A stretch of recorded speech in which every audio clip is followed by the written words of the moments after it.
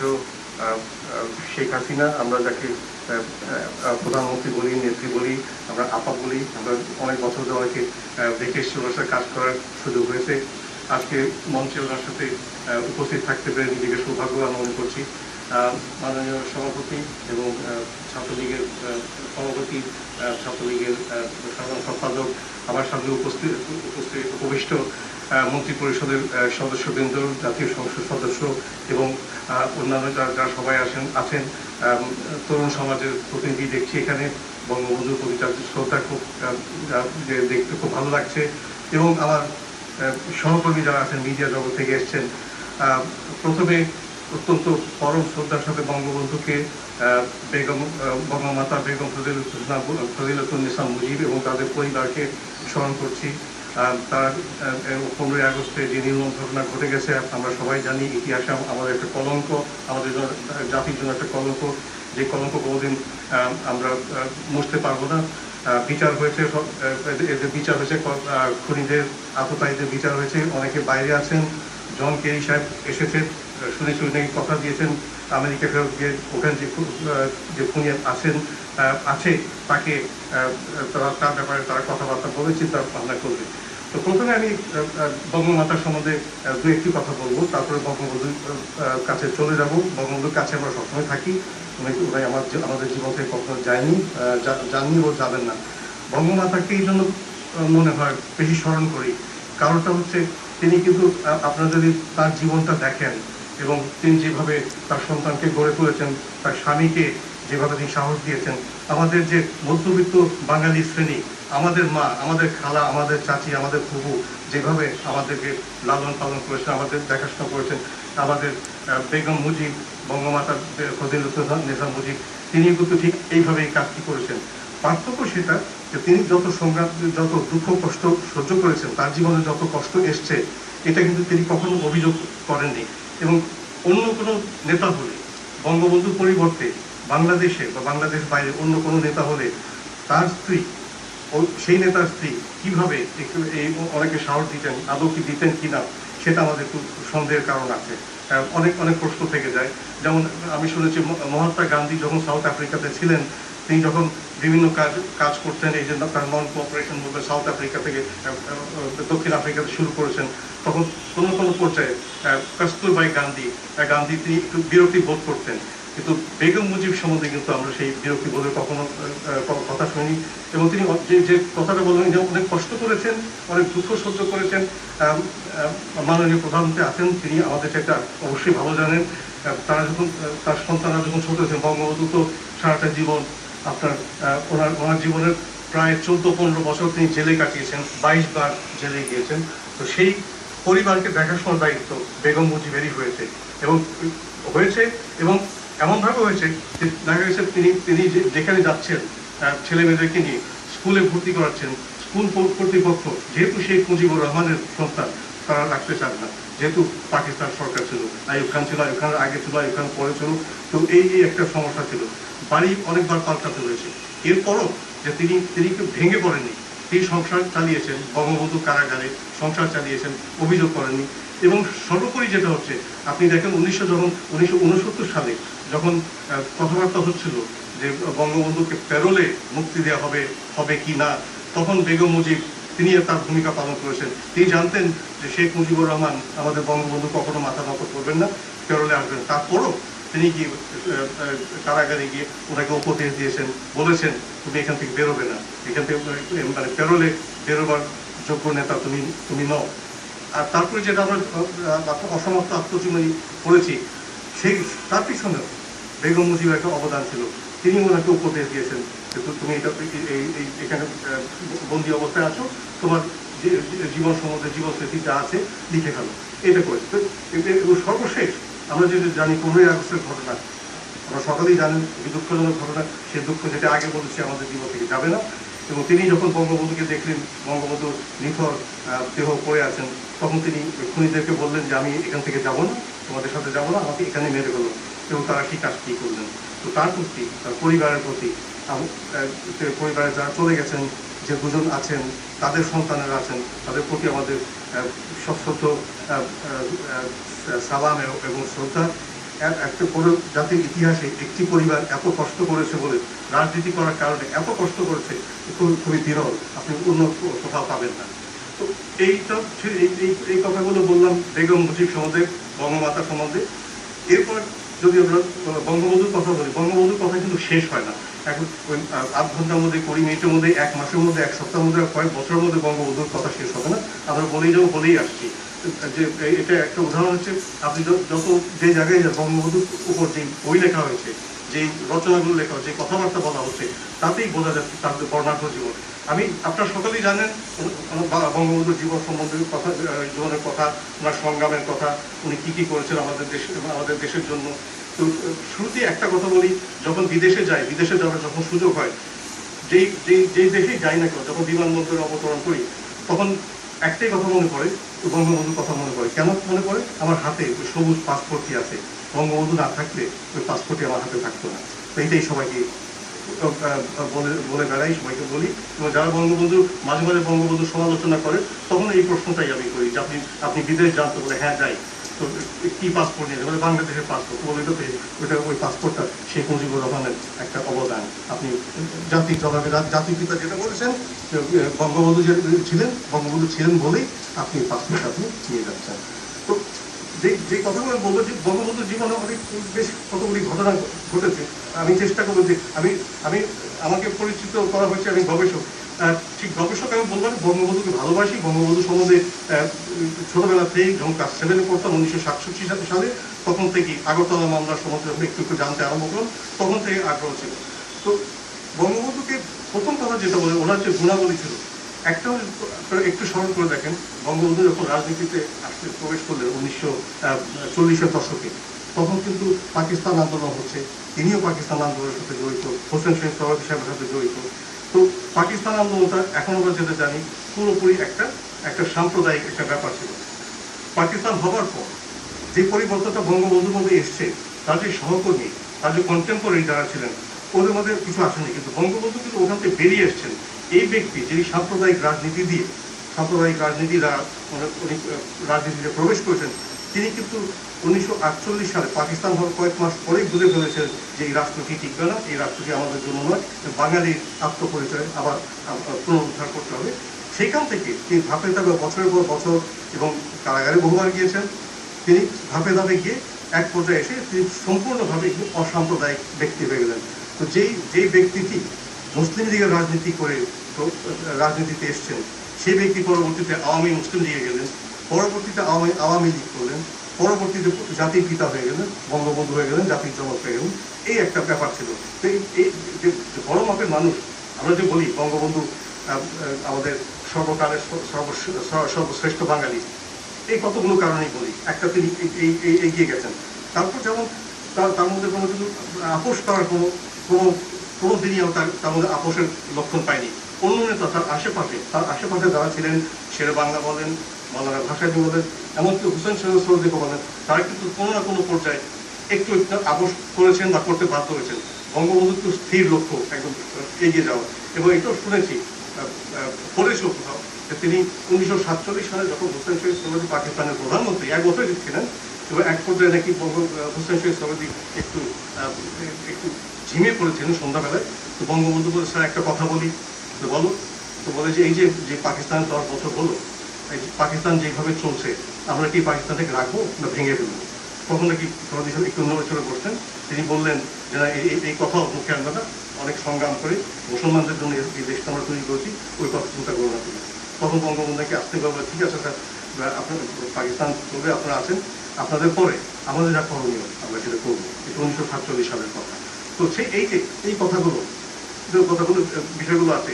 তো তারপরে যে বাঙালি পরিচয়, বাঙালি জাতীয়তাবাদ, এটা কিন্তু বঙ্গবন্ধুর আগে এবং পাকিস্তান হওয়ার পরে, পাকিস্তান হওয়ার আগেও বাঙালি আমরা ছিলাম, কিন্তু বাঙালি জাতীয়তাবাদ বলে যে একটা কথা আছে, সেটাও তিনি আমাদের পরিচয় দিয়ে গেছেন। এবং তার 6 দফার মাধ্যমে একটু ভেবে দেখেন, এই 6 দফা তিনি 1966 সালে দিয়েছেন, এবং 1971 সাল, এই 5টি বছরে তিনি দেশে একটা বিরাট একটা পরিবর্তন এনে দিয়েছেন। একদম আপনার আন্দোলনটা শুরু করেছেন, 6 দফা আন্দোলন। এবং তিনি কোথায় করেছেন? এই যে ঐতিহাসিক এই দিকটা আমাদের, এটা আমি সবসময় বলে থাকি যে আমাদের যে বর্তমান প্রজন্ম আছে, বিশেষ করে যারা বিশ্ববিদ্যালয়ে পড়ছেন বা প্রাইভেট বিশ্ববিদ্যালয়ে পড়ছেন, স্কুল কলেজে পড়ছেন, এখানে ইতিহাস পড়ানো খুবই জরুরি। এই কারণে যে এই ঘটনাগুলো আমাদের জানা দরকার। যে বঙ্গবন্ধু যে 6 দফা আন্দোলন শুরু করলেন, সেই লাহোরে কিন্তু শুরু করলেন, লাহোরে সেই প্রস্তাবটা করলেন। আর লাহোর কেন গুরুত্বপূর্ণ হচ্ছে, সেই লাহোরেই কিন্তু 1940 সালে পাকিস্তান প্রস্তাব গৃহীত হয়েছিল। সেই লাহোরে গিয়ে তিনি পাকিস্তান যে থাকবে না, বাংলাদেশ যে স্বাধীন হবে, সেই প্রস্তাবটা তিনি লাহোরে দিয়েছেন। তো 1940 সালের মার্চ পরে মোহাম্মদ আলী জিন্নাহর দ্বিজাতি তত্ত্ব এবং 1966 সালের ফেব্রুয়ারি মাসে বঙ্গবন্ধু শেখ মুজিবুর রহমানের 6 দফা, তার থেকে যেটা ইতিহাসের ধারাবাহিকতা আমরা দেখেছি, দেশ স্বাধীন হয়ে গেল, সেটা হচ্ছে বঙ্গবন্ধুর একটা অবদান। বঙ্গবন্ধু যদি না থাকতেন, বাঙালি জাতীয়তাবাদ আদৌ কেউ প্রবর্তন করতেন কিনা সেটা পরে দেখা যাবে। ইতিহাসে কি হতো সেটা বলা যায় না, কিন্তু কি হয়েছে আমরা দেখেছি। এবং তিনি যে ইংরেজি ভাষায় যেটা বলে অ্যাস্টিউট পলিটিশিয়ান, একটা ছিলেন, সাহস ছিল, এবং এত সাহসী নেতা আমাদের দেশে খুব কমই আছে। আমি একটা উদাহরণ এই জন্য দেবো, যেমন তিনি তাকে যখন বিশ্ববিদ্যালয় থেকে রাস্টিকেট করা হলো, বের করে দেওয়া হলো, অনেক ছাত্র কিন্তু সাথে আরো কয়েকজন ছাত্র ছিলেন, এবং তারা কিন্তু মুস্তেখা দিয়ে কয়েকজন আবার বিশ্ববিদ্যালয়ে ফিরে এসেছেন, তিনি দেননি। আবার আইয়ুব খানের সময় যখন একটা আইন করা হলো, ইলেকটিভ বডিজ ডিসকোয়ালিফিকেশন অর্ডিন্যান্স যেটা বলে F2, সেখানে রাজনীতিবিদদেরকে রাজনীতি থেকে দূরে রাখা হলো, করতে পারবে না। অনেক রাজনীতিবিদ তারা আপোষ করেছেন এবং রাজনীতিতে ফিরে আসতে চেয়েছেন বা এসেছেন, বঙ্গবন্ধু সেটা করেননি, তিনি কখনো মাথা নত করেননি। যেটা আমরা বলি, ইংলিশে যেটা বলি, হি ওয়াজ আ tall man both literally and ফিগারেটিভলি। এই সাহসটি ওনার মধ্যে ছিল। তারপর যেটা হচ্ছে, যেমন ওনার আগরতলা মামলায় এই ছোটখাটো ঘটনাগুলো, এই অ্যানেকডোট যেগুলো আমরা জানি, বঙ্গবন্ধুকে যখন প্রথম আগরতলা মামলার প্রথম দিন 19শে জুন 1968 সালে যখন আগরতলা মামলায় আদালতে হাজির করা হলো, সে আদালতটি ছিল আমাদের বর্তমান ক্যান্টনমেন্টে ছিল, সেনানিবাসে, এবং সেখানে 3 জন বিচারক ছিলেন, 2 জন বাঙালি, একজন প্রেসিডেন্সিয়াল, একজন তৎকালীন পশ্চিম পাকিস্তানি জাস্টিস S.K. রহমান। প্রথম দিন তখন তিনি গেলেন, তিনি এবং আরো 34 জন আসামি পেছনে তাদেরকে বসিয়েছেন, এবং সামনের সারিতে সাংবাদিক বসা, আর ওদের সামনে বিচারক, আইনজীবী যারা ছিলেন। তো বঙ্গবন্ধু দেখলেন ঠিক ওনার সামনে আমাদের সাংবাদিক, অত্যন্ত শ্রদ্ধেয় সাংবাদিক, আমাদের ফয়েজ আহমদ, মারা গেছেন কয়েক বছর আগে। তো তখন আমার বঙ্গবন্ধুর সাথে বাঙালি সাংবাদিকদের বেশ ভালো পরিচয় ছিল, যখনই জেলের বাইরে আসতেন যোগাযোগ থাকতো। তো বঙ্গবন্ধু চেয়ে দেখেন ওনার ঠিক ওনার সামনে পিঠটা এদিকে দিয়ে, সব সাংবাদিক ওনার পিঠে দিয়ে বসে আছেন আমাদের ফয়েজ ভাই। উনি ফয়েজ ভাইকে ডাকলেন, ফয়েজ আসতে করে, প্রথম ভাই ফয়েজ, উনি কোনো উত্তর দিচ্ছেন না। দ্বিতীয়বার বললেন, এই ফয়েজ, হচ্ছে না। তৃতীয়বার একটু জোরে, ভাই ফয়েজ। তখন ফয়েজ সাহেব নাকি বললেন যে মুজিব ভাই বলতেন ওরা, মুজিব ভাই এখানে কথা বলা যাবে না, পাকিস্তানি ইন্টেলিজেন্সের লোক আছে। এটা শোনার সাথে সাথে বঙ্গবন্ধু খুব জোরে বললেন, বলেন, বাংলাদেশে থাকতে হলে শেখ মুজিবুর রহমানের সাথে কথা বলতে হবে।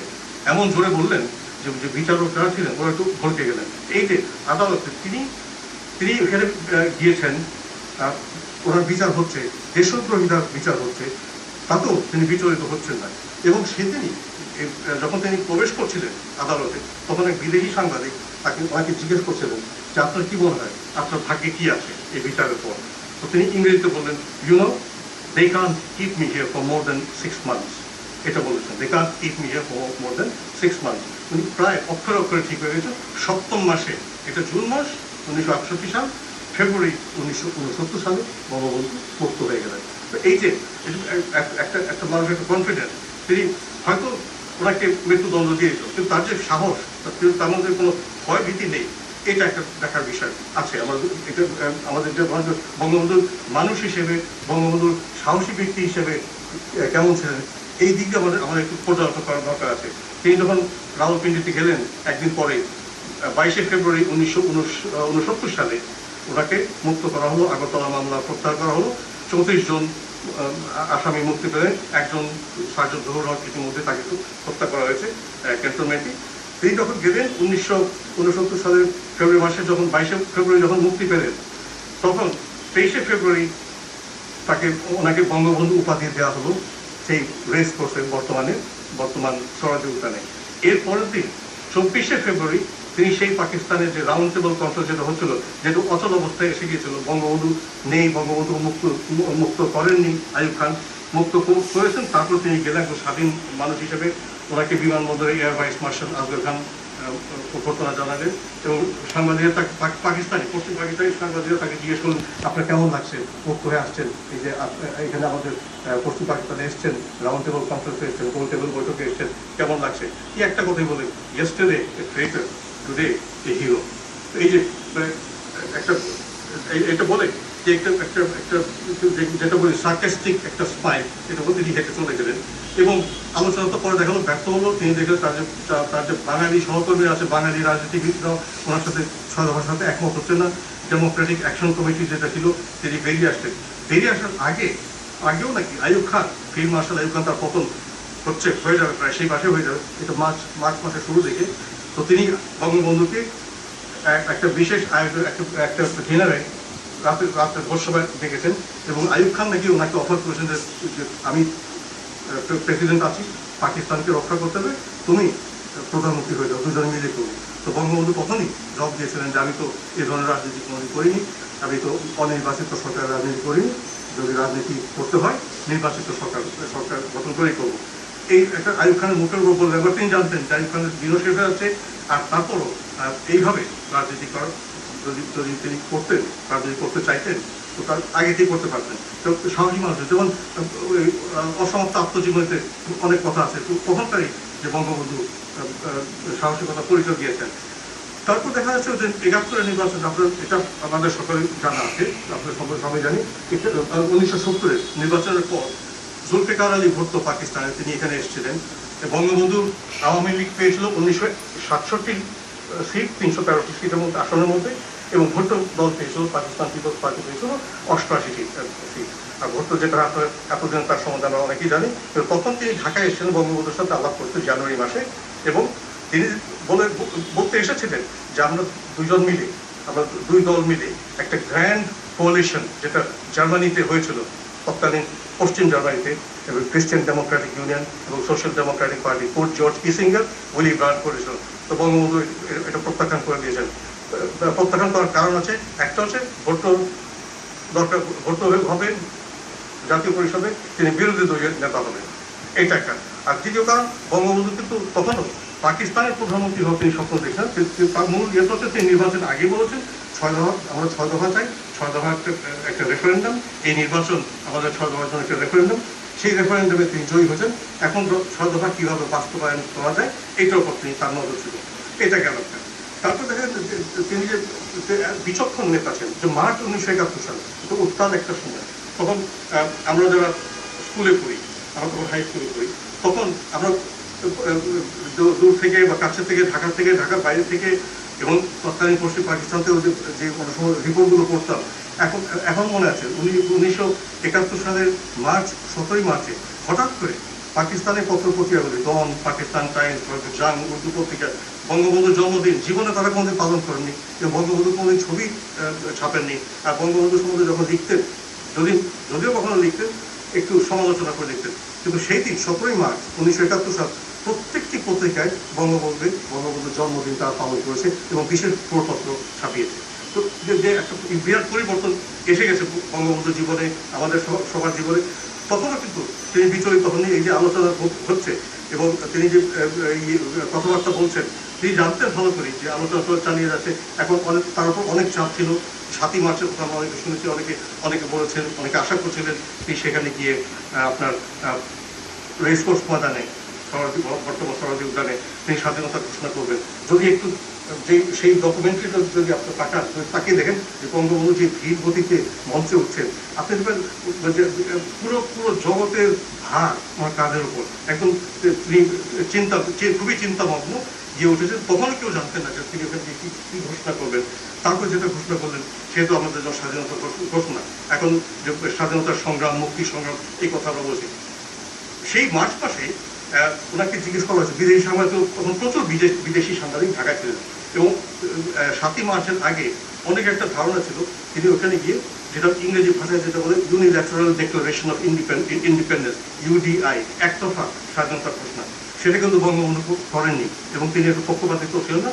যেহেতু একটা হলো তিনি পাকিস্তান জাতীয় পরিষদের মেজরিটি পার্টির নেতা ছিলেন এবং তিনি সবসময় বলে গেছেন যে আমি মেজরিটি পার্টির নেতা বা সংখ্যাগরিষ্ঠ আমার দল আমি আলাদা হবে ছিল। তারপরে দ্বিতীয় কথা, আমার প্রদেশ পাকিস্তানের মেজরিটি জনগণ 56%, 56% মানুষ পাকিস্তানের পূর্ব পাকিস্তান বা বাংলাদেশে থাকে, আমরা যাবো না।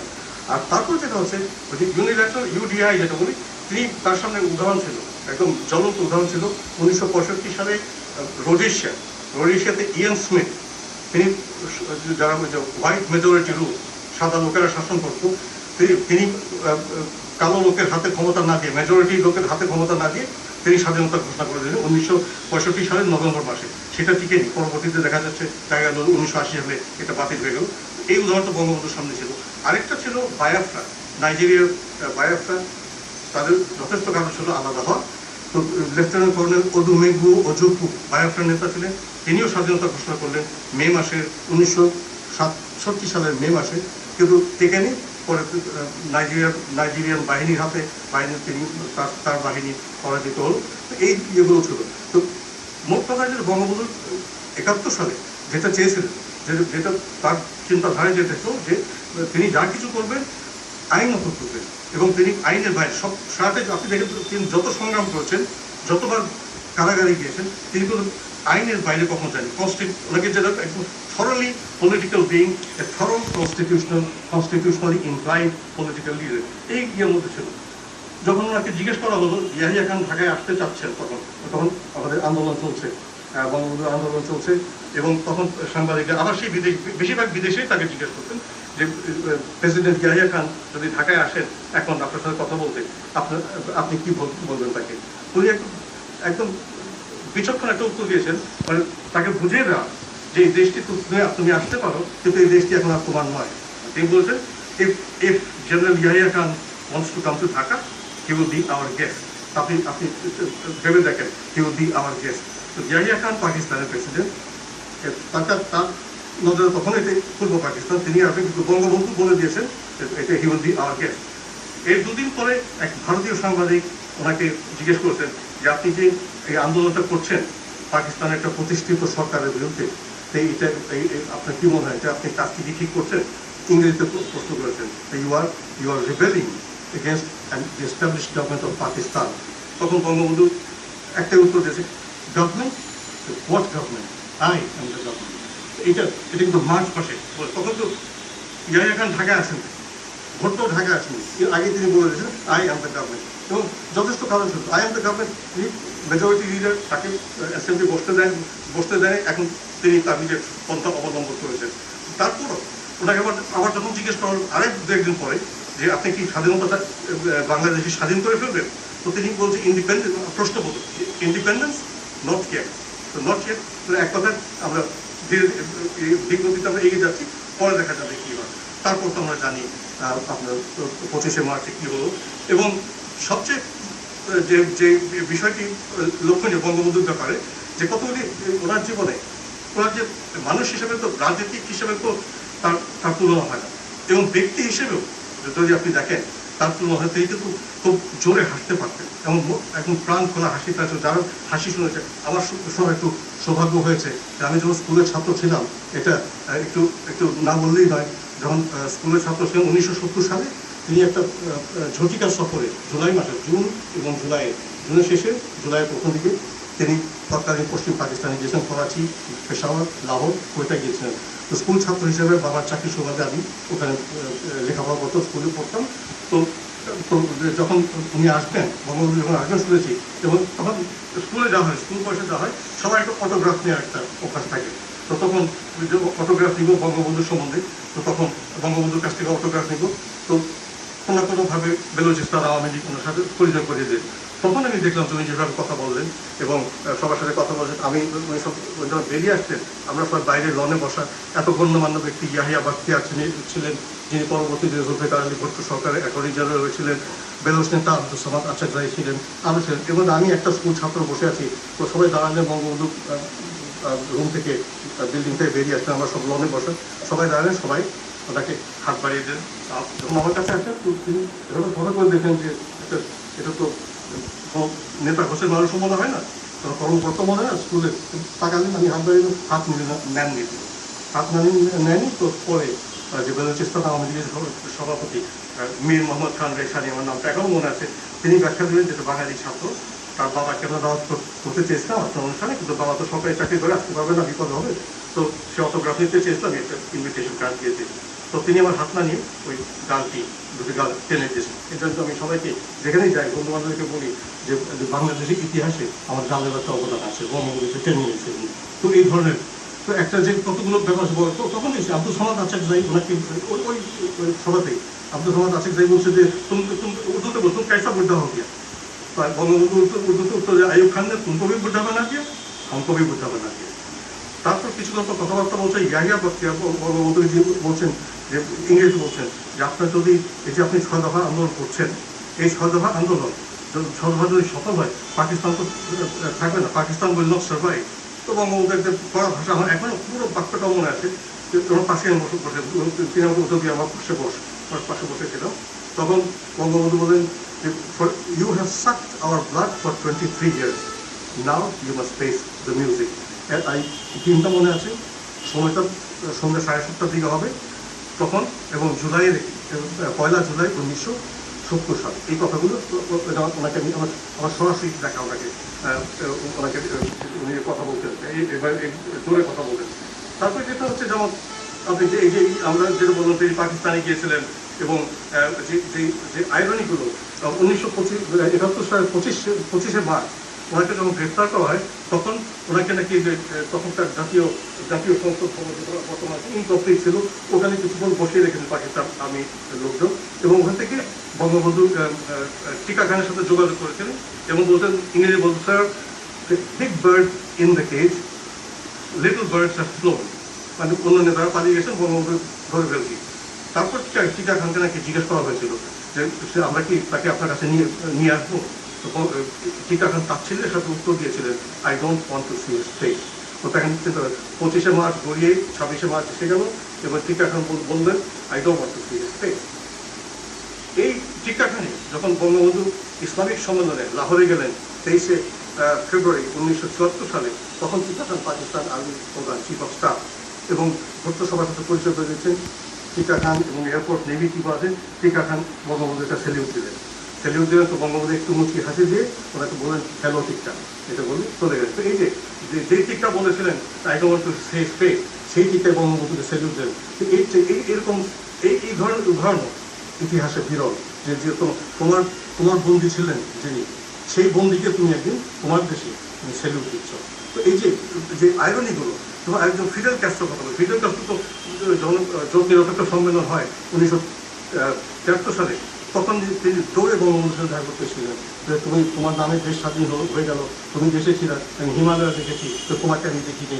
তো এই ঘটনা এই কথাগুলো সত্যি গেল। তারপর যখন যে উনি ওনার বন্ধুত্ব ছিল মার্শাল টিটোর সাথে, সাদাতের সাথে, ইন্দিরা গান্ধীর সাথে। বঙ্গবন্ধুর মৃত্যুর পর যে এগুলো আমাদের জানা দরকার, বঙ্গবন্ধুর মৃত্যুর পর যখন সেই খনি চক্র ক্ষমতায় ছিল 3 মাসের কিছু কম, কম্পিউটার মোস্তাক ছিল, তখনই একটা ব্যবসায়ী দল বাগদাদে গিয়েছিল। তখন বাগদাদে ইরাকের প্রেসিডেন্ট ছিলেন আহমেদ হাসান আল বাকার, কিন্তু ক্ষমতা ছিল তার উপরাষ্ট্রপতি, যার নাম সাদ্দাম হোসেন। সাদ্দাম হোসেন তখন ক্ষমতাবান ছিলেন, এবং সাদ্দাম হোসেনকে নাকি আমাদের যে বিজনেস টিমটা ডেলিগেশন অনেক বোঝাচ্ছেন যে বাংলাদেশের সাথে বাণিজ্য কীভাবে করতে পারে, কী কী পণ্য আমরা দিতে পারি, তারা দিবে, এগুলো বলে। তো সাদ্দাম হোসেন শুনলেন। তো তারপর আমাদের যে ডেলিগেশনের টিম যে আছে, নেতা জিজ্ঞেস করেন যে আপনি কিছু মন্তব্য করবেন। তখন তিনি একটাই প্রশ্ন করেছেন, তোমরা শেখ মুজিবুর রহমানকে কেন মেরে ফেলবে? তো তখন বললেন যে যারা ছিলেন, মানে একজন সদস্যকে আমি চিনি, উনি বললেন আমরা মাথার মতো বসে আছি, আমাদের কোনো উত্তর ছিল না, মিটিং শেষ হয়ে গেল, আমরা চলে আসতাম। তবে সাদাতের ব্যাপারে শোনা যায় জিয়া রহমানের সাথে কোথাও দেখা হয়েছিল করে সম্মেলনে, তিনি জিয়া রহমানকে বলেছিলেন যে আমি তোমাদেরকে ট্যাঙ্ক দিলাম কতগুলো, বঙ্গবন্ধু শেখ মুজিবুর রহমান আমার যুদ্ধের সময় সাহায্য করেছে, চা পাঠিয়েছে, ডাক্তার পাঠিয়েছে, মেডিসিন পাঠিয়েছে 73-এর যুদ্ধে, আর তোমরা সেই ট্যাঙ্ক নিয়ে তাকে হত্যা করতে গেলে। তো এই ঘটনাগুলো। আর আমার ব্যক্তিগত যেটা হচ্ছে যে আমি একবার 1997 সালে যখন আপনার যে ব্রিটেনে আপনাদের মনে আছে 1972 সালে উগান্ডার ইদি আমিন এশিয়ানদেরকে বের করে দিয়েছিল, অনেক এশিয়ানরা বেরিয়ে গেছিল এবং তাদেরকে আশ্রয় দিয়েছিলেন তৎকালীন ব্রিটিশ প্রধানমন্ত্রী এডওয়ার্ড হিথ এবং তার সরকার। তো 97 সালে 25তম সেই বার্ষিকীতে তার একটা অ্যাসোসিয়েশন আছে, তার একটা আয়োজন করেছিল। তো আমিও একটা দাওয়াত পেয়েছিলাম, তখন গেলাম। তো এরপর হিট আসলেন, তো নিজের পরিচয় দিলাম, হাত মিলালাম। তো আমি শুরু বললাম যে আই এম ফ্রম, নামটা বললাম, and I am from Bangladesh, এটা বললাম। তো তিনি একটু থেমে গেলেন, একটা চোখে একটা ছল এবং একটু মুচকি হাসি আমার একটা সেন্টেন্স বললেন, শেখ মুজিবুর রহমান কান্ট্রি। তো এই যে কথাটা বলা, শেখ মুজিবুর রহমান, শেখ মুজিবুর রহমান বঙ্গবন্ধু জাতির পিতা মরে গেছেন, মারা গেছেন, তাকে নিহত হয়েছেন 1975 সালে। এরপর হিট কিন্তু ঠিকই মনে রেখেছেন। এই ঘটনাগুলো, তারপরে যেখানে বঙ্গবন্ধু শক্ত হওয়া দরকার দেশের বাইরে, সেখানে হয়েছে। যেমন নাইজেরিয়ান নেতা একটা কমান্ড সম্মেলনে তিনি বলেছিলেন, বঙ্গবন্ধুকে জিজ্ঞেস করেছে, ইয়াকুবুর রহমান, জেনারেল ইয়াকুবুর রহমান, তিনি বলেছেন যে এই যে পাকিস্তানটা যে আপনারা ভেঙে দিলেন, মানে পাকিস্তান ভেঙে গেছে এটা বলে, আপনারা ভেঙে দিলেন, যদি এক থাকতো কি অসুবিধা হতো, একটা বিরাট দেশ হতো, মুসলমানদের একটা শক্তিশালী দেশ হতো। তখন বঙ্গবন্ধু শুনলেন এবং পরে হাসতে হাসতে বললেন যে মাননীয় প্রেসিডেন্ট, এটা ঠিক কথা, যদি পাকিস্তান আর বাংলাদেশ এক দেশ থাকতো, একটা শক্তিশালী দেশ হতো, মুসলমানদের জন্য একটা শক্তিশালী দেশ হতো। আবার একটু ভেবে দেখেন, একটু পেছনে যান, 47 সালে যদি ভারত ভাগ না হতো, পাকিস্তান না হতো, আরেকটু বড় দেশ হতো। তা আবার একটু পিছনে যদি পুরো এশিয়া মহাদেশটা যদি একটা দেশ হতো, তো আরো শক্তিশালী একটা দেশ হতো। তো তখন এটা বলেই তিনি বললেন, মিস্টার প্রেসিডেন্ট, আপনার কথা কি, মানুষ জীবনে যা চায় তার সবই কি পায়? তো ইয়াকুব গভর্নরের কোন কথা নেই। এইভাবে তিনি বাদশাহ ফয়সালকেও নাকি বেশ উত্তর দিয়েছিলেন। তো এই যে এই কথাগুলো বঙ্গবন্ধু ব্যক্তি হিসেবে যে অন্য এটা তো রাষ্ট্রপ্রধানদের সাথে ওনার আদান প্রদান, ওঠা বসা, কথাবার্তা, দেশের রাজনীতি সম্বন্ধে উনি কী করেছেন বললাম, আপনারা জানেন, সবাই জানে, মাননীয় প্রধানমন্ত্রী বলেছেন, আরও বলবেন। তো যেমন যদি তার ডিপ্লোমেসি সম্বন্ধে ভাবি, যে ফরেন পলিসি, আপনার খেয়াল করতে বঙ্গবন্ধু যেদিন দেশে ফিরলেন, পাকিস্তান থেকে ফিরলেন 10ই জানুয়ারি, তারপর থেকে একটার পর একটা দেশ, একটা পর একটা আন্তর্জাতিক যে সংস্থা আমাদেরকে স্বীকৃতি দিতে আরম্ভ করলো। এবং যে জানুয়ারি থেকে এপ্রিল পর্যন্ত প্রায় গোটা বিশ্ব আমাদেরকে স্বীকৃতি দিয়েছে, একমাত্র চীন এবং সৌদি আরব ছাড়া। কিন্তু তারপর লক্ষ্য করবেন, তখনও কিন্তু বঙ্গবন্ধু কখনো সৌদি আরবের বিরুদ্ধে বা চীনের বিরুদ্ধে তিনি কখনো কোথাও মন্তব্য করেননি। তিনি জানতেন যে ভবিষ্যতে এই দুটো দেশের, এদের মতো আরও দেশের আমাদের দরকার হবে, এগুলো সুদূর প্রসারিত করার চিন্তা ছিল। এক প্রকার তিনি মার্কিন প্রশাসন আমাদের বিরুদ্ধে ছিল, প্রেসিডেন্ট নিক্সন, হেনরি কিসিঞ্জার আমাদের বিরুদ্ধে ছিল, তারপরও বঙ্গবন্ধু জানতেন এদেরকে আমাদের দরকার ভবিষ্যতে, এবং তাই হয়েছে। আমাদের পররাষ্ট্রনীতি ব্যাপকতা লাভ করেছে, এগুলো আমরা দেখেছি। এবং যে দেশে, বাংলাদেশে বা উপমহাদেশে শান্তি রক্ষা করতে হলে, বাঙালিদেরকে ফিরিয়ে আনতে হলে, পাকিস্তানি যুদ্ধ অপরাধীদেরকে যে থাকতে হবে, তাতেও তিনি রাজি হয়েছেন। এবং এর পাশাপাশি তিনি যে সোভিয়েত ইউনিয়ন এবং ইন্ডিয়া এবং অন্যান্য ভারত, অন্যান্য দেশের সাথে আমাদের কূটনৈতিক সম্পর্ক বজায় রেখেছেন। আমি আর বেশি করে সময় নেব, আরো কয়েকটি কথা ব্যক্তি হিসেবে, যে বঙ্গবন্ধুকে তো আমরা সবাই জানি, আমাদের স্মরণ করে দেবেন যদি ভুল হয়ে থাকে, যে উনি কিন্তু সবার নাম মনে রাখতে পারছেন। 25 বছর পর হোক, আজকে দেখা হলো, 25 বছর পর, 30 বছর পর সেই ব্যক্তির সাথে দেখা হয়, উনি কিন্তু নামটা ঠিকই মনে রাখতে পারবেন। আমরা কিন্তু আমি যে আজকে একজন সাথে দেখা হলো, 1 সপ্তাহ পরে নাম ভুলে দেবো, সব চেহারা ভুলে দেবো, উনি এটা মনে রাখতে পারতেন। এবং এটা একবার দেখেছিলাম ওই আমাদের গণভবনে, পুরোনো গণভবন, যেটা এখন ফরেন অ্যাফেয়ার্স ট্রেনিং ইনস্টিটিউট, তখন বঙ্গবন্ধুর সময় সপ্তাহে 2 দিন তিনি জনসাধারণ দিল, আমরা গিয়ে দেখতাম, এমনি গিয়ে দেখতাম, কোনো কাজ ছিল না কিন্তু দেখতাম। আমার একটা কাজ ছিল, একবার ওই ইয়েতে যে যখন সরকার গঠন করলেন তিনি, একটা ঘোষণা এলো যে এখন থেকে ইংরেজি মাধ্যমে লেখাপড়া হবে না, সব বাংলা মাধ্যমে হবে। তখন তো আমি হাই স্কুলে পড়ি, আমার ফাইনাল ইয়ার, সিনিয়র কেমিস্ট পরীক্ষা দিব। তো আমি ভয়ে তখন গণভবনে গিয়েছিলাম, একটা ছোট্ট একটা চিরকুট, অনেকগুলো ফাইল গেটটাতে, তো সবার একটা অভিযোগ লিখে দিল। তো তিনি আমার ছোট্ট চিরকুটটা আমি আবার ইংরেজিতে লিখেছিলাম যে my future is doomed, I have no future in this country because English medium school will not be allowed, এটা দিয়ে দিলাম।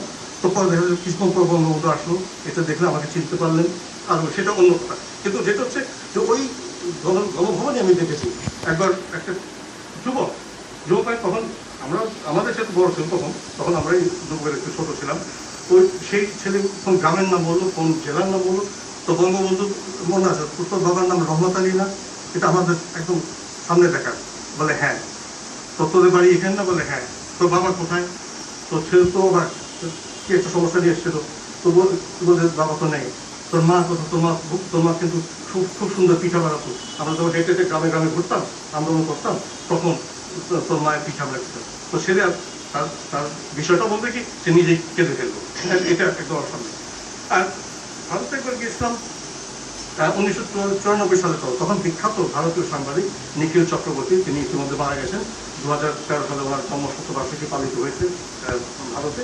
তো নিখিল চক্রবর্তী আমাকে, আমি আর কয়েকজন সাংবাদিক আমার ঢাকাতে গিয়েছিলাম, ছিলাম। তো এটা নভেম্বর 1994 সালে। নিখিল চক্রবর্তী কথায় কথা বলে, তো তোমাদেরকে একটা কথা বলা হয়নি, তোমাদের বঙ্গবন্ধু সেটা তো আমার বন্ধু ছিল।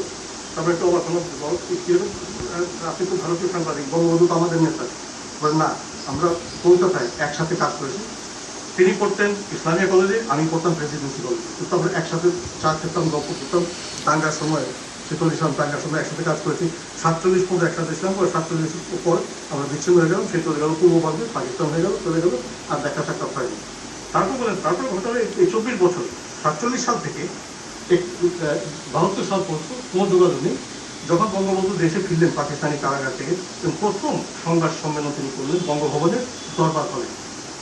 এবং নিখিল চক্রবর্তী তখন আমি মোটামুটি প্রতিষ্ঠিত সাংবাদিক, এবং আমার পত্রিকা, তিনি সম্ভবত স্টেটসম্যান পত্রিকাতে ছিলেন, আমার পত্রিকা আমাকে পাঠালো যে ঢাকায় যাও, বাংলাদেশের জাতির পিতা প্রধানমন্ত্রী শেখ মুজিবুর রহমান তিনি এটা সংবাদ সম্মেলন করবে, তো তুমি আবার আমাদের পত্রিকার জন্য কাগজ করো। তো তিনি গিয়েছেন, এবং তিনি বললেন, যেভাবে বললেন আমার বর্ণনাটা দিলেন, যে আমি একদম দরবার হলে একদম পেছনে বসেছি দেয়ালের সাথে, যে আমার তো ভিন এত বছর করে না চেনার কথা, আমিও পরিচয় দেওয়ার কোনো ইচ্ছা নাই। তো দেয়াল ঘেসে বসে আছি। তো বঙ্গবন্ধু দেখে এসে ছোট্ট একটা মঞ্চের মতো ছিল, উঠে বঙ্গবন্ধু যেটা সভা ছিল, তো এসে কিন্তু প্রথমে একটা যেখানে যেতেন একটা পুরো একটা সার্ভে করে নিতেন, দেখতেন কে আছে কারা আছে। হঠাৎ করে তিনি বঙ্গবন্ধু দেখছেন নিখিল চক্রবর্তী এখানে, তো একদম একদম স্থির গতিতে তাকিয়ে তিনি জোরে জিজ্ঞেস তুই নিখিল না? তো এই নিখিল চক্রবর্তী বলে যে ওখানে তো আপনি আমাকে চিনেছেন, বলে এদিকে আমরা আপনি কেন, তার আগে তুই বলতাম। তো ওদের সবার সামনে জড়িয়ে পড়ল। এই যে নিখিল চক্রবর্তী বলে, এই তার বিষয়টা আমার শ্রদ্ধা তার জন্য বেড়ে গেল, যে আমার বন্ধু ছিল, একসাথে আমরা কলকাতায় ঘোরাফেরা করছি, চা খেয়েছি, গল্প করেছি, সে এত দেশ স্বাধীন করে দিল, কিন্তু আমার নামটা ভুলে নেই, আমার চেহারাটা ভুলে নেই। এটা একটা বঙ্গবন্ধু কখন ইয়ে করতে ভুলতে না। আবার আমাদের সাংবাদিক, আমাদের শ্রদ্ধাভাজন সিনিয়র সাংবাদিক, তাদের কাছে মুসা ভাই, ABM মুসা, আব্দুল গাফফার চৌধুরী, আব্দুল মতিন সাহেব মারা গেছেন কয়েক বছর আগে, এদের কাছে শুনেছি বঙ্গবন্ধুর কথা। বঙ্গবন্ধু নাকি বেশ ঠাট্টা চলে বলতেন, যখনই মুসা ভাই, গাফফার ভাই এবং কেজি মোস্তাফা ভাই এরা যখন একসাথে থাকতেন, বঙ্গবন্ধু ঠাট্টা করে বলতেন ওই যাইতেছে আপদ বিপদ মুসিবত। তো তিনটার নাম তিনি দিয়েছেন। একবার একজন গিয়েছেন, মুসা ভাই বলে গেছেন, ওই বঙ্গবন্ধু দেখা করছে, তো বঙ্গবন্ধু আপদ তো দেখলাম, বিপদ আর মুসিবত করে মুসা ভাই বলছে আইতেছে। তো এই যে আর মতিন ভাই যখন আরো অনেক গল্প শুনেছি, অনেক কথা আছে। তারপর যেমন অধ্যাপক আবুল ফজল, তিনি একটা বই লিখেছেন, যেটা কি পুনঃপ্রকাশিত হলো, শেখ মুজিব তাকে যেমন দেখেছি, অনেক কথা লিখেছেন বঙ্গবন্ধু সম্বন্ধে। আর বিদেশিদের কথা বলতে গেলে এর মধ্যে চলে আসে, কথা বলতেই হয় আন্দ্রে মালরোর কথা। আন্দ্রে মালরো সেই বিখ্যাত ফরাসি দার্শনিক এবং জেনারেল ডিগলের কালচার মিনিস্টার, সংস্কৃতি মন্ত্রী ছিলেন, এবং বলা হয়ে থাকে জেনারেল ডিগল, শার্লস ডিগল এবং আন্দ্রে মালরো দুজন মিলে ফ্রান্সের যে 5th রিপাবলিক যেটা আমরা বলি, অনেক পরিবর্তন ঘটিয়ে দিয়েছেন। আন্দ্রে মালরো তো আমাদের এখানে যুদ্ধ করতে চেয়ে, কিন্তু তার বয়স তখন 80, যুদ্ধে অংশ নিতে পারেনি, কিন্তু তার মনে প্রাণে তিনি আমাদের সাথে 71 সালে ছিলেন। এবং তিনি 73 সালে ঢাকায় আসলেন, রাজশাহী বিশ্ববিদ্যালয়ে ওনাকে এনেছিলেন, ওনাকে অনারারি ডক্টরেট অফ লিটারেচার উপাধি দিতে, এবং তখন আমাদের উপাচার্য ছিলেন রাজশাহী বিশ্ববিদ্যালয় আমারই শ্রদ্ধা শিক্ষক ডক্টর খান সরওয়ার মোর্শেদ। ডক্টর খান সরওয়ার মোর্শেদ বইয়ে লিখে গেছেন এবং আমাকেও বলে গেছেন যে যখন আন্দ্রে মালরো যখন বিদেশ যাচ্ছেন, মানে দেশে ফিরে যাচ্ছেন, তখন ঢাকা বিমানবন্দর, তেজগাঁও বিমানবন্দর ছিল, তখন আমি যাচ্ছি দায়িত্ব, তখন এপ্রিল 73 সাল, তখন গাড়িতে আন্দ্রে মালরোকে জিজ্ঞেস করলাম, আচ্ছা আপনি যে আমাদের দেশটা দেখে গেলেন, বাংলাদেশ সম্বন্ধে আপনার এত ভালো ধারণা, আমাদের যে উনি বললেন যে ইংরেজি বললেন, what is the opinion of Sheikh Mujibur Rahman, is he running the country very well, will he ran it very well in future? তখন আন্দ্রে মালরো ইংরেজি বললেন, ইয়েস হি উইল। এটা বলে একটু ভেঙে উত্তর দেন, ইফ ইউ ডোন্ট কিল হিম। তো আমরা তো তো যার ফলে যেটা হচ্ছে, যার আমাদের দেশের এই দুর্দশা। কুলদীপ নারায়ণ বঙ্গবন্ধু সম্বন্ধে লিখে গেছেন একটা বই, তিনি 1973 সালে শুরুতে বের করেছেন, সেই বইটার নাম ছিল Distant Neighbours, A Tale of the Subcontinent. পুরো বইটা ছিল বঙ্গবন্ধু এবং জুলফিকারের ভোটের আলোচনা 16 ডিসেম্বর থেকে আরম্ভ করে 16 ডিসেম্বর পরে বঙ্গবন্ধু মুক্তি পর্যন্ত কি আলোচনা হলো। ভোট্টো যথা তার চারিত্রিক বৈশিষ্ট্য অনুযায়ী মিথ্যা কথা বলে গেছেন এবং বঙ্গবন্ধু তার যে সরাসরি কথা বল এগুলো বলে গেছে। ওই বইগুলো পড়লে ওই বইটি আবার তিনি তার যে অটোবায়োগ্রাফি আত্মজীবনীতে সংযোজন করেছেন। অন্নদা শঙ্কর রায়ের সম্বন্ধে আমরা জানি তিনি যে কবিতা লিখেছেন। তারপরে আজ বঙ্গবন্ধু মানুষটা খুবই সরল মনে ছিলেন। জাতির পিতা বঙ্গবন্ধু দেশের নেতা, জাতীয়তাবাদী নেতা, দেশকে স্বাধীন করেছে, কিন্তু কতগুলো মাঝে মাঝে এত সরল আছেন। সৈয়দ নাজমুদ্দিন হাশেম, তিনি পাকিস্তানে আজকে করেছিলেন, আমাদের সদ্য তিনি লেখক, শিক্ষক, গবেষক এবং সরকারি কর্মকর্তাও ছিলেন। তিনি বলেছেন আমাকে যে আমি যখন পাকিস্তান থেকে ফিরে আসলাম 73 সালে, তিনি পালিয়ে এসেছেন, কোয়েটা কাবুল এগুলো পালিয়েছেন, এসে গণভবনে গেলাম। তো গণভবন তো তখন একদম মুক্ত ছিল। তো গিয়ে সবাই জিজ্ঞাসা আপনি কোথেকে গেছেন, বললাম নাম বললেন। আমি একটু বঙ্গবন্ধুর সাথে দেখা করতে যাই। বঙ্গবন্ধু তাদের কবে আসতো, ঠিক আছে, একটা ছোট্ট একটা চিরকুটে উনি বললেন যে তুমি কালকে থেকে যোগদান করো ডিজি এক্সটার্নাল পাবলিসিটি। তখন নাজমুদ্দিন হাশেম সাহেব বললেন যে আমি যে ডিজি এক্সটার্নাল পাবলিসিটি হবো, এটা একটু কাগজপত্র লাগবে, তাই নিব, তাই ছোট্ট একটা চিরকুট নিয়ে এটা লিখে দেয়। আজ থেকে নাজমুদ্দিন হাশেমকে নিয়োগ দেওয়া হলো। তিনি পরের দিন নাকি এটা নিয়ে সচিবালয়ে গেলেন। তো সচিবালয় গেলেন, বলছে কি বলে আমাকে ডিজিপি বলছে বঙ্গবন্ধু পাঠিয়েছেন। তো সেই জন্য বঙ্গবন্ধু আবার এই কাজটি করেছেন। তিনি সবসময় সহজভাবে এটা সরলতার সাথে দিয়ে দেন, কিন্তু তো প্রজ্ঞাপন দিতে। তো নাজমুদ্দিন হাশেম কয়েকদিন পরে আবার তো বঙ্গবন্ধু কই, আমি তো খোঁজ নেই তোমাকে, সবসময় খোঁজ নেই, ওখানে তুমি ডিজি জয়েন করেছি, ওরা না জয়েন করে, তো জয়েন করেনি কেন, বলে ওরা এই চিজ করতে নিবে না, তো এটা আপনাকে প্রজ্ঞাপন দিতে হবে। প্রজ্ঞাপন দিতে হবে, তো তাকে অফিসে ডাকতেন, এই কি দেখো তো কি প্রজ্ঞাপন, এগুলো কি বলে নাজমুদ্দিন হাশেম, এগুলো একটা করে তো। তো এই এত ইয়ে থাকে। আরেকটা উদাহরণ, একটা পত্রিকা ছিল তখন, আপনার যারা মানে আমাদের বয়সের বা আমাদের বড় আসন বয়সে, এক মর্নিং নিউজ বলে একটা পত্রিকা ছিল, সবসময় বাংলাদেশ বিরোধী একটা পত্রিকা, আওয়ামী লীগ বিরোধী, বঙ্গবন্ধু বিরোধী একটা পত্রিকা ছিল। এবং বঙ্গবন্ধুর বিরুদ্ধে, সহজভার বিরুদ্ধে, আওয়ামী লীগের বিরুদ্ধে সবসময় বিষোদ্গার করে যেত। এবং তাদের সেই পত্রিকার সম্পাদক ছিলেন একজন নন বাঙালি SGM বদরুদ্দিন। তো বদরুদ্দিন সাহেব যে 16 ডিসেম্বর হলো তিনি পালিয়ে গেলেন মানে দেশের বাইরে কোথাও পালিয়ে আসেন, আর বেরোলেন না। তিনি ধরে নিয়েছেন তাকে, উনি বেরোলেই বাঙালি জগৎ তাকে হত্যা করবে। তো বঙ্গবন্ধু যখন দেশে ফিরলেন, তখন আমাদের সাংবাদিকদেরকে জিজ্ঞেস করেন, আমাদের জ্যেষ্ঠ সাংবাদিকদের জিজ্ঞেস করেন, হ্যাঁ SGM বদরুদ্দিন কোথায়? তোরা বললো আছে তো, আমরা জানি না, ওদের খুঁজে বের কর তাকে। তোরাকে অনেক খোঁজাখুঁজির পর লালমাটিয়া, ঢাকার লালমাটিয়া গিয়ে দেখুন আত্মীয় বাসায় লুকিয়ে আছে। তো গিয়ে মানে উনি অবাক একটু ভয় পেয়ে গেছেন যে ওরা আমার সন্ধান পেল কীভাবে। তখন বলছিল বঙ্গবন্ধু তোমাকে ডাকছে, যে বলতো যে বঙ্গবন্ধু তোমাকে ডাকছে, SGM বদরুদ্দিন আরও ভয় পেয়ে আমাকে ডাকছে, এখন কিছু একটা হবে। তো না কিছু বলতে চলো। তখন বঙ্গবন্ধু গিয়ে ওনার আসার যখন উপস্থিত হলেন এই গণভবনে, পুরোনো গণভবনে, বঙ্গবন্ধু তাকে জড়িয়ে ধরে কিছু তুমি পালিয়ে আছো কেন? তখন বললেন আমি তো আপনার বিরুদ্ধে অনেক কিছু লিখেছি। তাতে কি হয়েছে, তোমার সাথে তুমি সুস্থ আছো, তোমার পরিবার কেমন আছে? তো বললেন, অনেক কথাবার্তা বলো, চা বিস্কুট খেলেন। তখন বঙ্গবন্ধু বললেন যে তুমি কি চাও, তুমি আমাদের দেশে থাকবে, সাংবাদিকতা করবে, নাকি অন্য কোথাও যেতে যাও? তখন বদরুদ্দিন বললো, SGM বদরুদ্দিন, তিনি বললেন যে আমি যেভাবে আমার যে ব্যাকগ্রাউন্ড বাংলাদেশে সাংবাদিকতায় আমার খুব একটা গ্রহণ করবে না, আপনি আমাকে ডেকে নিয়েছেন, তো যদি সুযোগ হয় আমাকে আপনি পাকিস্তান পাঠিয়েছেন। পাকিস্তানের সাথে আমাদের কোনো কূটনৈতিক সম্পর্ক তখন ছিল না 72 সালের শুরুর দিকে। তারপর বঙ্গবন্ধুর ব্যবস্থা করে নেপাল সরকারের মাধ্যমে নেপাল দিয়ে বদরুদ্দিন সাহেবকে এবং ওনার পরিবারকে পাঠিয়ে দেন। বহু বছর পর 1986-87 সালে আমাদের একটি সাংবাদিক, সিনিয়র সাংবাদিক, একটা প্রতিনিধি দল করাচিতে গিয়েছিল। সেখানে গিয়ে বদরুদ্দিন সাহেব উপস্থিত হন। উনি আসতে পারে ওনার পুরনো সহকর্মী। তো সবাই বললো এই বদরুদ্দিন কেমন আছে, সব কুশল বিনিময়। বদরুদ্দিন বলে তো তোমরা কিরকম নির্মম জাতি, আমি তো শেখ মুজিবুর রহমান সম্বন্ধে লিখে গেছি, বিরুদ্ধে লিখে গেছি, উনি আমাকে এত বড় মাপের মানুষ আমাকে মুক্ত করলেন, আমাকে দেশকে পাকিস্তানে আসতে সাহায্য করেন, আর তোমরাই তাকে হত্যা করলে। তখন আমাদের সাংবাদিক ভাইরা বললেন যে আমরা তো এই উত্তর তো আমরা কিছুই দিতে পারবো না। তো এই যে আবার একটু শেষ করবো, আইরনি দিয়ে দেবো যে বঙ্গবন্ধুর বিরুদ্ধে আগরতলা মামলা সাজানো হয়েছিল। আগরতলা মামলা কিন্তু আইয়ুব খানকেই ধ্বংস করে দিয়েছে। ইয়াহিয়া খান বলেছিলেন যে he has committed treason and this act will not go unpunished। পরে বঙ্গবন্ধু পানিশড হন নাই, ইয়াহিয়া খান নিজে পানিশড হয়েছেন, পাকিস্তানটা ভেঙে গিয়েছে। তারপরে যেটা যে ষড়যন্ত্রগুলো ছিল অনেক ষড়যন্ত্র ছিল, যে বইগুলো পড়লে বোঝা যায় যে আমরা যে মনে করে থাকি যে যারা যে মেজর কর্নেল যারা খুন করেছে তারাই ছিল না, এটা অনেক ছিল। যেমন স্ট্যানলি ওলকট বলে এক লেখক আছে, আমেরিকান লেখক, এবার গান্ধীর উপর বই লিখেছেন, গান্ধীর উপর বই লিখেছেন এর উপরে। তো তিনি অনেক কথা মানে বঙ্গবন্ধু সম্বন্ধে অনেক কিছু লেখা আছে। তো আমি আর সময় অনেক বেশি সময় নিয়ে গেছি, তো ক্ষমা চাইছি। তো এই কথাগুলো একটু বলার দরকার। আমার মনে হয় যে বঙ্গবন্ধুকে জানতে হলে, যেটা শুরুতে বলছি, বঙ্গবন্ধুকে এক ঘন্টায় কিছু বলা যাবে না, বঙ্গবন্ধু সম্বন্ধে এক সপ্তাহ বলা যাবে না, এক ঘন্টা পুরো একটা যুগ লাগবে, যুগের পরও আরও সময় লাগবে। তো বঙ্গবন্ধুকে আমরা প্রত্যেক দিন প্রত্যেক সময় নতুনভাবে চিনি, নতুন করে চিনি। তো আপনাদের সকলকে ধন্যবাদ। বঙ্গবন্ধুকে আবার স্মরণ করে, ওনার পরিবারকে স্মরণ করে, এবং ওনার মতো নেতৃত্ব আমরা পাবো কিনা সেটা আমাদের খুবই সন্দেহ আছে। তিনি যে আমাদের সন্দেহ দিয়ে গেছেন, মাননীয় প্রধানমন্ত্রী আছেন, আমরা সেই পথটি এখনো ধরে রেখেছি, সেই পথে এগিয়ে যাবো। ও সবাইকে ধন্যবাদ।